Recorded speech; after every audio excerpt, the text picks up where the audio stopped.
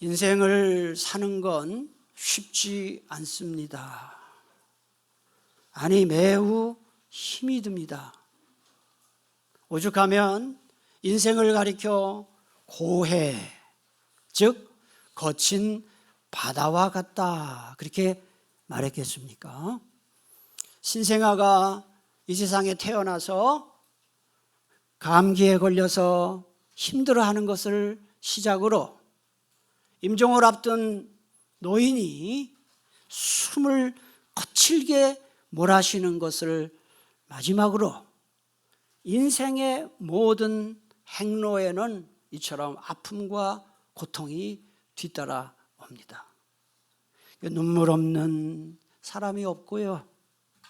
그래서 모든 사람들은 눈물샘을 갖고 있는 것 같습니다. 구순의 나이가 될 때까지도 젊은이처럼 시를 쓴 시인 피천득 선생님이 이런 글을 썼어요.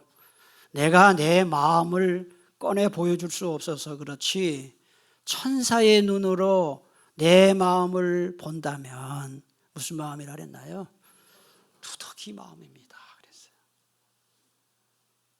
얼마나 인생을 살면서 이 마음이 갈기갈기 찢겼으면 구순의 나이가 든 이 선생님이 내 마음은 누더기 마음입니다 그랬을까요? 이 피천득 선생님이 백두산 꼭대기에 올라갔어요. 그리고 백두산 꼭대기에 올라가면 밑에 뭐가 있나요? 천지가 있죠. 호수, 큰 천지 호수를 바라보며 또 이렇게 글을 썼어요. 아, 이렇게 웅장한 산도 이렇게 큰 눈물샘을 안고 있다는 것을 이제야 알았다, 이렇게 노래했어요. 역시 시인은 시인이죠. 우리 같으면 와 천지다 이러는데 그 시인의 눈으로 볼 때는 그 천지가 뭘로 보인 거예요? 눈물샘으로 보인 거예요. 웅장한 산도 이렇게 큰 눈물샘을 갖고 있구나. 사람들은 표현하지 않아서 그렇지 마음속에 다 눈물의 샘이 있어요. 남 모르게 흘리는 눈물이 그 어디서 그렇게 끝도 없이 나오는지.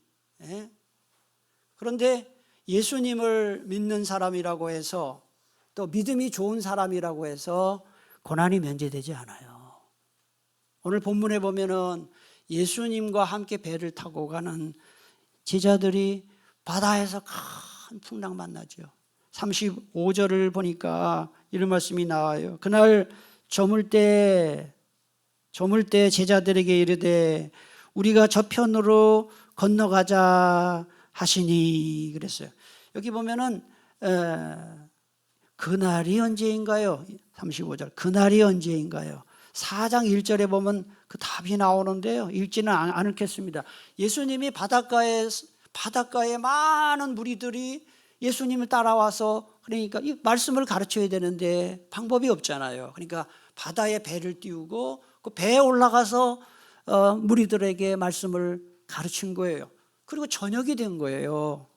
저녁이 되어서 예수님이 자 우리 바다 건너가자 그렇게 말씀하셨는데 이거는 갈릴리 바다 서쪽에서 동쪽으로 건너가자 이렇게 하신 거예요. 5장 1절에 보면은 그 지역이 거라사인의 지방이라고 분명히 나와요.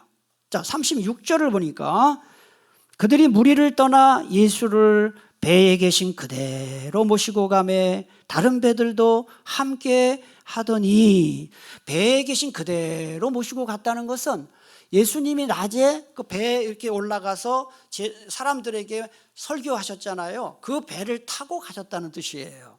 그 다음에 다른 배들도 함께 했다는 것은 예수님의 제자들뿐만 아니라 예수님의 말씀을 듣고 은혜 받은 사람들이 계속 예수님을 따라갔다는 거예요. 자기들 배 타고 같이 갔다는 이야기인데 문제는 항해 도중에 큰 풍랑을 만나요. 37절 한번 보겠습니다. 우리 37절을 같이 봉독하겠습니다. 큰 광풍이 일어나며 물결이 배에 부딪혀 들어와 배에 가득하게 튀었더라. 여기 보면 뭐가 일어났다고 합니까? 큰 광, 이 광풍이라는 말은 광은 미칠 광자 쓴 거예요. 풍은 바람 풍자예요. 미친 바람, 미친 듯이 휘몰아치는 바람이 몰아쳤다, 배에 말입니다. 여러분, 이 갈릴리 바다를 한번 보세요. 어떻게 생긴 바다. 여기 항공사진인데 위에서 찍은 건데, 이 갈릴리 바다는 말이죠, 북과 남의 이 길이가 20km예요. 20km. 엄밀히 이건 호수거든요, 사실은. 근데 이 북과 남의 길이가 20km고, 그 다음에 이 동서의 폭이 10km예요. 10km. 굉장히 큰 호수고요. 그 다음에 이 수심이 얼마나 되느냐면은 해수면을 기준으로 240m예요. 이런 호수라고 하기는 그렇죠. 그래서 갈릴리 바다라 그렇게 말하는 거예요. 여러분 저 잘 보셔요. 갈릴리 바다는 사면이 다 산으로 둘러싸여 있어요. 산으로. 특별히 북쪽으로 보면은 헬몬산이 있어요. 헬몬산. 근데 헬몬산이 얼마나 높으냐? 저게 이 해발 2,814m예요. 예. 그러니까 백두산이 몇 미터인지 아세요? 2,744m예요. 그러니까 백두산보다 70m가 더 높은 산이에요. 그게 헬몬산이 이 갈릴리 바다 북쪽에 있어요. 그러다 보니까 사시사철 이 산 위에 뭐가 있습니까? 눈이에요. 눈. 그래서 이 헬몬산 위에 있는 눈이 이렇게 내려와 가지고 갈릴리 바다로 들어가는 거예요. 근데 여러분 아시다시피 이스라엘은 기후가 아열대 기후거든요. 그러니까 이 갈릴리 바다의 물은 따뜻해요. 그런데 헬몬산에서 내려온 찬물과 갈릴리 바다 따뜻한 물이 만나면서 뭐가 일어나는 거예요? 폭풍이 일어나는 거예요. 그래서 호수인데도 갈릴리 바다에는 이런 광풍이 불어온 것입니다. 예수님과 제자들이 같은 배를 타고 갔는데도 광풍을 만났습니다. 예수 잘 믿는 사람들도, 믿음 좋은 사람들도 바다의 풍랑만 만나는 것이 아니라 인생의 광풍을 만날 수 있습니다. 그러므로 내가 이렇게 교회를 다니는데, 예수님을 믿는데, 신앙생활 잘 하는데 왜 내 인생에 이런 고난이 있냐? 그렇게 말하면 안 되는 거예요. 인생의 고난과 우환은 예수 믿는 사람에게 면제되지 않습니다. 힘들지 않은 인생은 아무도 없어요. 그런데 가만히 보면 사람들이 내 인생이 제일 힘들다 그래요. 우리 가정만 힘들다 그래요. 저 집 보니까 아무 일도 없는데 우리 집만 어려운 일 다 한다 그래요. 몰라서 그래요. 그 사람들이 말을 안 하고 아무 일이 없는 척해서 그렇지, 집집마다 다 들어가 보면 문제가 있어요. 왜 인생이 힘든지 아세요? 인생이 힘든 거는 처음 살아보는 인생이기 때문에 그래요. 네? 여러분 60을 나이 60 살아도 인생 몰라요. 왜요? 처음 살아보는 거예요. 여러분 중에 두 번째 살아보는 사람 있어요? 제가 내년에 65인데 제가 내년에 65 처음이에요. 두 번째 65이 아니에요. 그냥 모르고 가는 거예요. 내년에 올해 64인데 지나고 보니까 아 인생이 이렇구나 하는 거지 모르고 온 거예요. 처음 사는 인생이기 때문에 어설픈 거예요. 시행착오가 많은 거예요. 그리고 힘든 일이 많은 거예요. 그래서 성경은 인생은 원래 힘들다 그렇게 얘기하지, 인생이 뭐가 힘들어 그렇게 얘기하지 않아요. 성경에 보니까 욥기 7장 3절 4절에 보니까 내가 여러 달째 고통을 받으니 고달픈 밤이 내게 작정되었구나. 내가 누울 때면 말하기를 언제나 일어날까, 언제나 밤이 갈까 하며 새벽까지 이리 뒤척 저리 뒤척 하는구나. 이게 무슨 얘기예요? 여러분 잠자다 왜 잠을 자지 왜 뒤척뒤척거려요? 왜 그래요? 뭐가 많아서 그래요? 고민이 많은 거예요. 이거 꼭 여러분 얘기하는 것 같지 않아요? 지난밤에 잠을 못 자고 걱정 때문에 이리 뒤척 저리 뒤척 하시는 분 분명히 있을 거예요. 또 욥기 14장 1절에 보니까 여인에게서 태어난 사람은 생애가 짧고, 그 다음에 뭐라 그랬어요? 걱정이 가득하다. 성경은 사람을 너무 잘 알아요. 하나님은 인생이 어떤지를 잘 아시는 거예요. 잠언 14장 13절에도 보니까 웃을 때에도 마음이 슬픔이 있고 좋은 데 가도 좋은 줄 몰라요. 맛있는 음식을 먹어도 맛이 없어요. 왜요? 힘든 거예요, 사는 게. 즐거움의 끝에도 근심이 있느니라. 저는 분명히 말씀드립니다. 우리 교회 교우님들 중에 걱정이 하나도 없거나 고통이 하나도 없는 분은 한 분도 없어요. 이렇게 강단에서 희망을 선포하고 소망을 이야기하는 제 자신도 여러분에게 말할 수 없는 고민이 있거든요. 그런데 사람들이 인생의 우환과 고난을 당할 때 가장 먼저 보이는 반응이 뭐냐 하면 불평과 원망이에요. 예수님의 제자들 보세요. 38절에 보니까 예수께서는 고물에서 베개를 베고 주무시더니 그랬어요. 그 당시에는 이 배 안에 신분 높은 분들이 올 때를 대비해서 배 한켠에다 작은 의자를 좀 마련을 해놓고 또 양탄자, 작은 양탄자와 베개를 준비해놨다 그래요. 예수님이 배를 타시니까 아마도 그래도 예수님이시니까 이런 대접을 해드린 것 같아요. 어쨌든 예수님은 지금 난리가 났는데 주무시고 계셔요. 여러분 이런 의문이 들지 않아요? 아니 예수님은 지금 미친 바람이 불고 있는데 어떻게 그렇게 주무실까? 아, 예수님은 몰래 배멀미를 안 하셨나 보다. 이렇게 생각하면 되는 건가요? 아, 예수님은 너무너무 피곤해가지고 그냥 골아떨어지고. 그럴 수가 없는 거잖아요. 지금 사람들이 다 죽어가고 있는데 바람이 부는데 무슨 배가 얼마나 흔들리는데 이게 우리에게 보여주는 메시지가 무엇입니까? 예수님은 바다와 만물을 다스리시는 창조자이심을 보여주는 거예요. 파도도 바람도 다 주님의 손에 있는 분이에요. 여러분, 잠을 잔다는 것은 마음이 편해야 잠이 와요. 마음이 편치 않으면 잠이 안 와요. 제가 재작년에 불면증으로 몇 달을 고생했어요. 아니 목사님 왜 마음속에 예수님이 없어요? 이렇게 하면 안 돼요. 자려고 해도 잠이 안 와요. 죽는 줄 알았어요. 제가 그래서 불면증 환자의 고통을 제가 잘 알아요. 요새는 잘 잡니다마는. 그래서 한동안 제가 새벽기도 못했잖아요. 여러분 육신이 아무리 피곤해도 말이죠. 여러분 어떤 분이 말해요. 그 편안해서 잠 못 잔다고. 그런 소리 함부로 하지 말아요. 육신이 아무리 피곤해도 말이죠. 막상 자려고 하면 정신이 말똥말똥한 거예요. 고민이 많거나 이 마음이 불안하면 잠을 잘 수가 없어요. 자, 예수님의 제자들을 한번 다시 보세요. 38절. 예수께서는 고물에서 베개를 베고 주무시더니 그 다음에 같이 읽겠습니다. 시작. 제자들이 깨우며 이르되 선생님이여 우리가 죽게 된 것을 돌보지 아니하시나이까 하니. 여러분 얼른 보면 이 제자들의 반응이 정상적이잖아요. 아니 예수님은 지금 우리가 죽어가고 있는데 도대체 뭐 하시는 거? 예수님만 당신만 주무시면 되는 거? 우리 죽게 생겼어요. 왜 안 돌보세요? 지금 이런 얘기 막 원망하고 불평하는 거예요.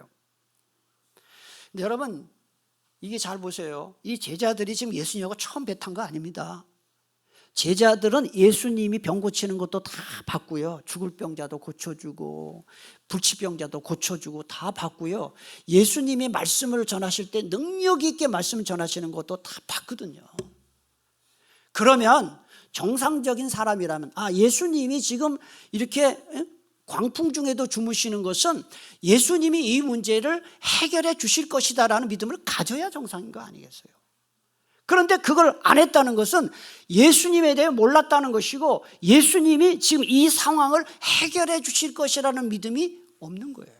그래서 여러분 예수 믿는 사람들이 힘들다고 막 원망하고 불평하고 하는 것은 그건 불신앙이에요. 하나님 안 믿는 거와 똑같아요.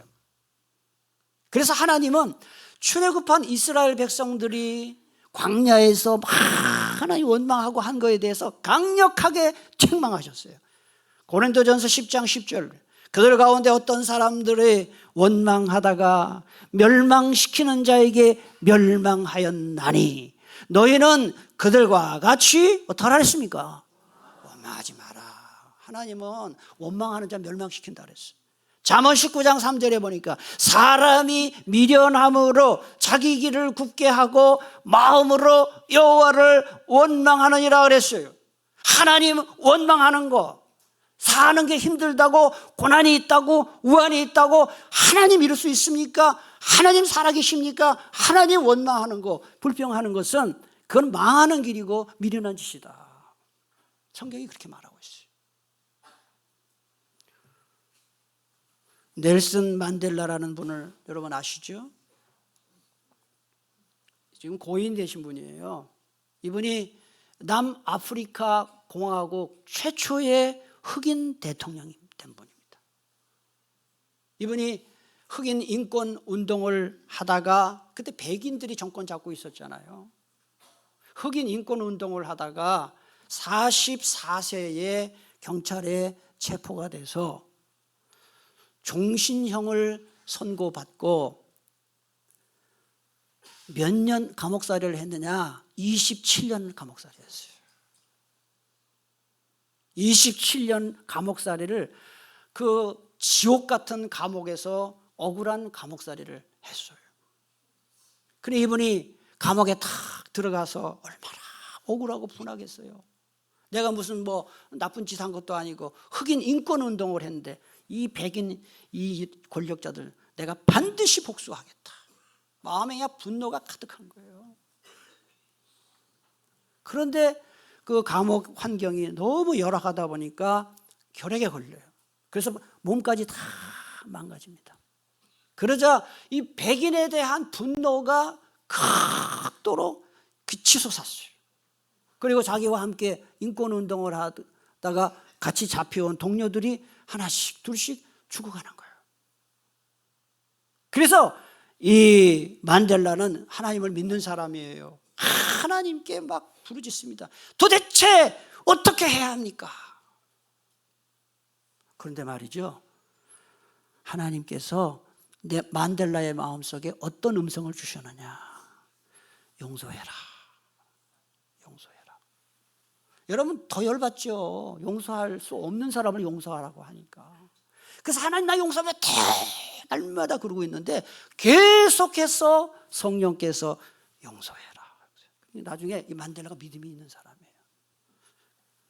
딱 마음을 바꿔요. 내가 백인들을 용서해야 되겠다 하고 마음에 맺힌 원한을 딱 풀자마자 놀라운 일이 벌어지는 거예요. 그의 입에서 원망과 불평이 사라지고 감사하는 마음이 생기기 시작했어요. 늘 떠오르던 태양이지만 아침에 태양을 바라보며 햇빛을 보는 것에 대해 감사하고 밤에 별빛을 보며 감사를 하고 마음을 바꾼 거예요. 그리고 강제 노역에 끌려갈 때 다른 죄수들은 막 궁시렁거리면서 원망하고 불평했는데 이 만델라는 이 감옥 좁은 데서 넓은 데로 나가니 그 감사하다. 그리고 그러다 보니까 말이죠, 여러분, 그 독방에서 27년을 살면 사람이 죽는 게 정상이잖아요. 이렇게 감사하며 살다 보니까 이게 마음이 바뀌니까 몸까지 건강해지는 거예요. 그래서 44세의 감옥에 들어가서 72세의 노인으로 감옥에서 나올 때 사람들이 깜짝 놀라요. 밝고 건강한 모습으로 나온 거예요. 그리고 그가 인터뷰를 하는데 그 사람 유명한 사람이니까요. 뭐라고 인터뷰를 했는지 아십니까? 나는 27년 감옥 억울한 옥살이를 했지만 아무도 원망하지 않습니다. 그리고 세상에 나온 후에도 복수의 칼을 갈지 않아요. 그리고 백인과 흑인 간에 오히려 공존하는 방법을 찾습니다. 그 공로로 1993년에 노벨 평화상을 받고 1994년 5월에 남아프리카 역사상 최초로 흑인 대통령이 선출돼요. 대통령이 된 다음에도 그는 관용과 화해 정책을 포기하지 않고 흑백 공존 시대를 열어서 세계적 지도자가 되는 것이죠. 서양 속담에 이런 말이 있습니다. 행복은 언제나 감사의 문으로 들어오고 불평의 문으로 나간다. 이런 말이 있어요. 행복은 무슨 문으로 들어온다고요? 감사의 문으로 들어오고 무슨 문으로 나간다고요? 불평의 문으로 나가요. 그러니까 감사는 행복의 입구예요. 불평과 원망은 불행의 입구예요. 여러분 자꾸 막 난 불평할 일만 많아요. 감사할 일이 없어요. 그러면 계속 불평할 일만 생겨요. 제가 여기 우리 주차장 나가서 이렇게 가다 보면은 오른쪽으로 가도 백다방, 똑바로 가면 컴포즈, 왼쪽으로 가면은 뭐죠? 뭐죠? 메가. 그래서 무슨 커피점이 이렇게 많이 들어오나 그랬는데 요새 감사해요. 왜냐하면 이리 가도 술집, 저리 가도 술집, 이렇게 가도 술집이 맨날 술 냄새 날 거 아니야. 근데 지금은 이리 가도 커피향, 저리 가 지금 공짜로 커피향 계속. 이거 제가 그냥 웃자고 하는 소리가 아니라 그거 감사해요. 이 지나가면 커피향이 쫙 나오잖아요.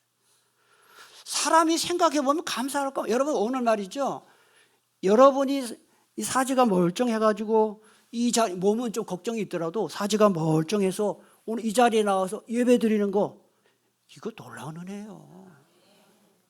예배 나오고 싶은데 못 나온 분 계셔요. 아파서 병원에 입원하거나 요양원에 있거나. 가만히 생각해보면 이게 감사할 일이. 여러분 병원에 중환자실에 가면 산소 마스크 쓰고 고통받는 분들 계시잖아요. 여러분 산소 마스크 안 쓰고 있잖아요. 산소 마스크 얼마나 비싼데 그거. 감사하잖아요. 예배 시간에 뭐 방구 나온다고 올망하지 마세요. 그거 건강한 거거든요. 감사하려고 하면은 참 많아요. 아무리 힘들고 어려운 일이 있어도 감사할 일 찾아보면 많아요. 고통받을 때, 고난받을 때, 우환당할 때 자꾸 불평하고 원망하잖아요. 고통은 계속돼요. 왜? 마음이 지옥이니까.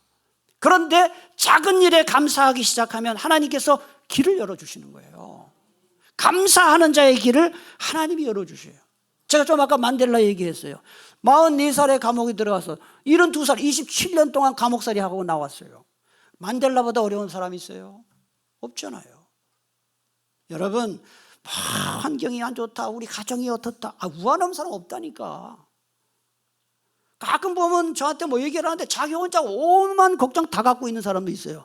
다 옆집도 있어요. 그 이야기를 듣는 나도 오만 걱정이 있다고. 그런데 뭐가 다르냐? 그거를 감사로 이기는 사람이 있고 원망 불평해서 그걸 짊어지고 있는 사람이 있어요. 오늘 말씀 듣는 중에 아무리 환경이 나빠도 작은 일에 감사해서 그 고난과 우환을 이길 수 있는 믿음이 여러분에게 있게 되기를 축복합니다. 자, 35절 말씀 보면, 자, 갈릴리 바다를 누가 건너가자고 했어요? 제자들이 그랬어요? 예수님이 그랬어요? 자, 그럼 여러분 잘 생각해 보세요. 예수님이 바다 건너가자고 했으면은 바다를 배 타고 가다가 풍랑이 있을 것을 예수님은 아셨을 거 아니에요. 예수님은. 제가 볼 때는 제자들을 시험한 것 같아요. 믿음을. 그러면 아무리 광풍이 일어도 예수님 주무시는 모습을 보면서 우리가 뭘 알아야 되느냐? 우리 예수님은 이 광풍 속에서도 주무실 만큼 만물과 자연을 다스리시는 하나님의 아들이구나 하는 이 신적 권위를 알아야 돼요. 내가 예수님을 모시고 신앙생활하는데 예수님을 같이 모시고 가는데도 어려움이 있다. 이 어려움을 우리 예수님이 아실까요? 모르실까요? 알아요. 그럼 어떤 마음이 있어야 되겠어요? 주님이 도와주실 줄 믿습니다 해야 되는 거예요. 그러자 제자들이 원망하고 하소연하니까 예수님이 바다와 바람을 꾸짖으셔요. 39절. 예수께서 깨어 바람을 꾸짖으시며 그랬어요. 바람을 꾸짖었다 그래요. 미친 바람이죠, 광풍. 그런데 이 꾸짖는 단어가 어떤 단어냐? 한번 찾아볼게요. 바로 앞에 1장 가보셔요. 1장 23절, 25절을 보겠습니다. 23절. 마침 그들의 회당이 더러운 귀신 들린 사람이 있어 소리질러 이르되, 예수님이 회당에 가시는데 귀신 들린 자가 있는 거예요. 25절 보세요. 예수께서 꾸짖어 이르시되, 요 꾸짖는 것은 귀신을 꾸짖은 거예요. 요 꾸짖는다는 단어하고 오늘 본문에 다시 옵니다. 39절에 바람을 꾸짖는 단어가 똑같은 단어가 사용되었어요. 예수님은 만물을 창조하신 창조주로서 귀신도 꾸짖을 수 있고 바람도 꾸짖을 수 있고 우리의 모든 인생의 고난과 우환도 주님이 꾸짖으시면 해결되는 것입니다. 예수님이요, 바다와 바람 꾸짖으신 다음에는 제자들을 꾸짖어요. 40절 41절 꾸짖었다는 말은 나오지 않지만 내용이 꾸짖어요. 40절 이에 제자들에게 이르시되, 우리 그 다음 같이 읽겠습니다. 어찌하여 이렇게 무서워하느냐, 너희가 어찌 믿음이 없느냐 하시니. 꾸짖는 거죠. 그러니까 여기 보면 여러분 펜 갖고 오신 분들은 40절에 무서워하느냐, 믿음이 없느냐, 41절 두려워하여, 이 표시를 다 연결되는 거예요. 그러니까 상황이 힘들고 어렵다고 무서워하고 두려워하고 원망하고 불평하는 것은 그게 뭐냐? 믿음이 없다는 증거예요. 그래서 제가 오늘 말씀의 제목을 다룬 거예요. 저를 한번 쳐다보세요. 저를 쳐다보세요. 저를 쳐다보세요. 자, 저를 한번 따라하세요. 내 마음속에 믿음이 들어오면 두려움이 도망가고, 두려움이 들어오면 믿음이 사라진다. 아멘이세요? 다시 한번, 자, 그냥 따라하지 마시고, 내 마음속에 믿음이 들어오면 뭐가 도망간다고요? 두려움과 걱정이 사라져요. 근데 여러분이 지금 뭔가 불안하고 두렵고 한 것은 믿음이 도망간 거예요. 왜? 그게 밀어낸 거예요, 믿음을. 그래서 오늘 이 시간 기도할 때, 하나님, 제가 왜 이렇게 불안한지요? 제가 이렇게 걱정이 많은지요? 저에게 믿음을 주시옵소서. 그렇게 기도하세요. 믿음을 달라고. 믿음이 들어오면 두려움과 걱정은 그냥 물러가게 돼 있다니까요. 제가 그렇게 경험하잖아요. 제가. 그러므로 두려움은 믿음이 없을 때 나타나는 증상이에요. 고난이나 우환을 당할 때 우리가 가장 먼저 물리쳐야 할 감정은 두려움이에요. 두려움. 여러분, 두려움은 전능하신 하나님을 바라보지 않고 꼬인 환경을 바라볼 때 생기는 감정이에요.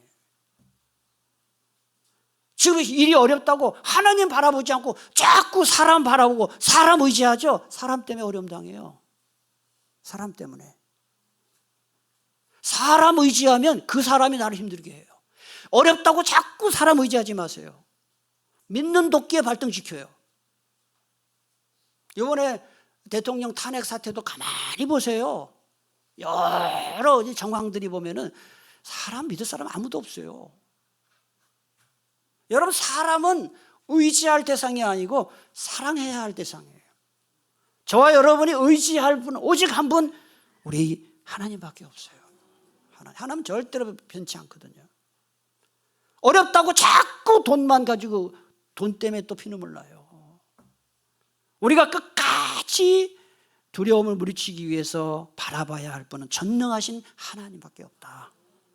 이사야 40장 30절 31절 소년이라도 피곤하며 곤비하며 장정이라도 넘어지며 쓰러지되 같이 오직 여호와를 앙망하는 자는 새 힘을. 할렐루야. 하나님 앙망이 뭐예요? 우러러 바라본다는 거예요. 하나님을 우러러 바라보는 자는 새 힘을 얻는데, 그래서 무슨 새가 올라가는 것처럼 올라간다 그랬어요. 참새 말고 독수리가 쫙 올라가는 것처럼 우리가 날아간다 그랬어요. 시편 23편 4절 여러분 잘 아시는 말씀 같이 보겠습니다. 내가 사망의 음침한 골짜기로 다닐지라도 해를 두려워하지 않을 것은 주께서 나와 함께 하심이라. 주의 지팡이와 막대기가 나를 안위하리. 여기 사망의 음침한 골짜기 뭔지 아세요? 죽을 것 같은 상황을 말하는 거예요. 내가 죽을 것 같은 상황을 통과해도 두렵지 않는 것은 뭐냐? 주님이 나와 함께 하신다 하는 거예요. 여러분, 애들 있잖아요. 애들은요 집에 난리가 나고 집에 경매가 붙고 딱지 붙고 해도 요만한 조그만 애들은 하나도 걱정 없어요. 누구만 옆에 있으면 됩니까? 엄마하고 아빠만 있으면 돼. 우리가 믿는 하나님은 우리 아버지잖아요. 아무리 힘들고 어려워도 하나님이 우리와 함께 하시면 그 문제를 주님이 해결해 주시는 거예요. 여러분 지금 오늘 교회 와서 예배드리는 이 순간까지도 큰일 났다, 나 죽었다, 망했다, 어떡하나 그러지 마세요. 주님께서 도와주셔요. 반드시 도와주십니다. 폭풍이 몰아치는 바다를 항해하는 큰 여객선이 있었습니다. 그런데 얼마나 파도가 심한지 이게 막 그냥 이리저리 흔들려니까 모든 승객들이 패닉 빠진 거예요. 공포와 두려움에 빠지고 다 땅바닥 배 바닥에 앉아서 멀미하고 있어요. 그런데 말이죠, 다 난리 났는데 선장 그다음에 선원들 승무원들은 태평한 거예요. 자기 할 일 딱 하면서 어떤 승무원은 왔다 갔다 하면서 막 농담도 하고. 여러분 그 모습을 보는 승객들의 마음에 어떤 마음이 들까요? 제가 백령도 갈 때 한번 죽었다 살았다 했잖아요. 진짜 죽는 줄 알아. 3시간 동안 배멀미 하니까 진짜 몸무게가 한 3kg가 빠지는 것 같아요. 근데 그 승무원들은 또 농담 따먹게 하고 막. 여러분 배가 흔들리는데 선장과 승무원이 태평하고 농담까지 한다. 그러면 승객들이 마음이 안심이 돼요. 이게 별 상황이 아니구나. 다 통제를 하고 있구나. 똑같아요. 인생을 살면서 큰 풍랑과 파도를 만날 때, 인생의 배멀미가 날 때 그거 바라보면 두렵지만 전능하신 하나님을 바라보세요. 하나님의 손에 다 있잖아요. 그러면 이길 수 있어요. 마지막으로 우리가 평생 좀 붙들고 살았으면 좋겠다 싶은 말씀 한 군데 소개하고 읽고 마치겠습니다. 시편 121편 7절 8절. 이거 내용 안 나와요. 찾으세요.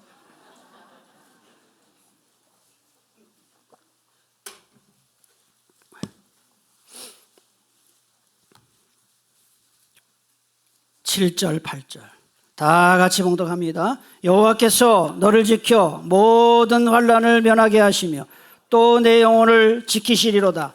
여호와께서 너의 출입을 지금부터 영원까지 지키시리로다. 아멘. 7절 8절에 지킨다는 말이 3번 나와요. 모든 환난을 지켜주신다. 그 다음에 8절 출입이 뭐예요? 우리의 모든 삶을 가리키는 거예요. 영원까지 지켜주신다. 오늘 이 말씀 붙들고 승리하시기를 축복합니다.